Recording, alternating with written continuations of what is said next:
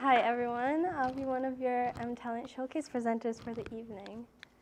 So before I talk more about my Talent Gateway journey, let me tell you about my education. So I earned my associates and my high school diploma at the same time through my high school, and I'd say choosing my major for my associates was the hardest thing I had to go through rather than the content that I was studying.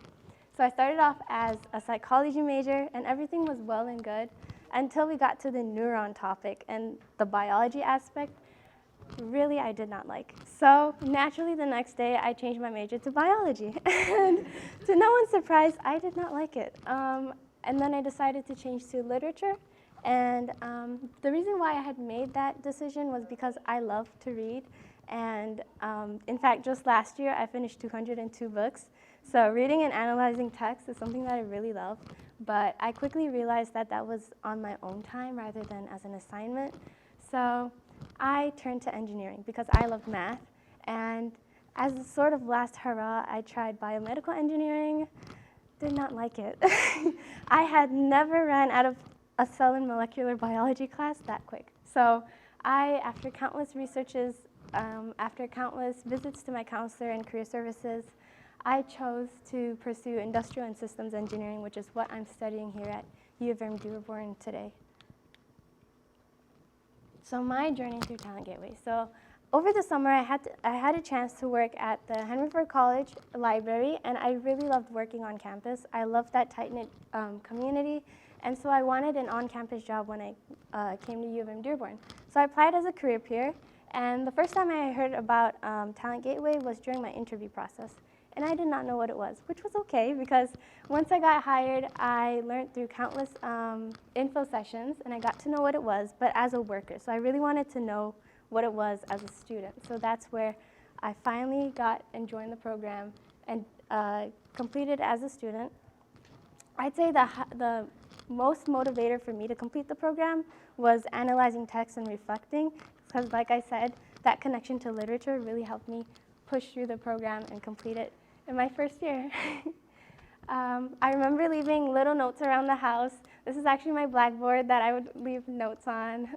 Like I would leave them as homework assignments. And yeah, that consistency made me achieve top point earners 4 months in a row. Talent Gateway taught me the most was that even though I have not had any internships yet, I still have all of these relevant experiences that are building upon my soft skills that employers are looking for. And so throughout the program, I think the most competencies that I felt like I developed were career self-development, because networking was something that I was really hesitant to do, but Talent Gateway really motivated me to go to events like the Alumni Networking Night and actually connect with employers. Also leadership. I work as an instructor at Access currently, and I've worked with age groups from 6 to 14.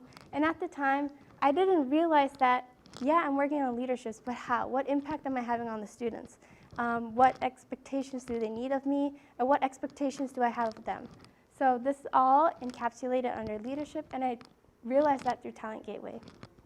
Finally, creativity, which is weird, because I did not even realize that I was building creativity until I wrote my responses on Talent Gateway, and I'm like, huh, I did, after rereading them. For example, like I said, I work as an instructor, and lesson planning, that's a huge part of creativity. So that's one of the career competencies that I've worked on through this program. So what's next? Well, I am currently applying to internships. I've applied to many internships right now, and the next step is hopefully securing an interview and yeah, getting a foot into the industrial and systems engineering field. So thank you everybody for listening to my presentation.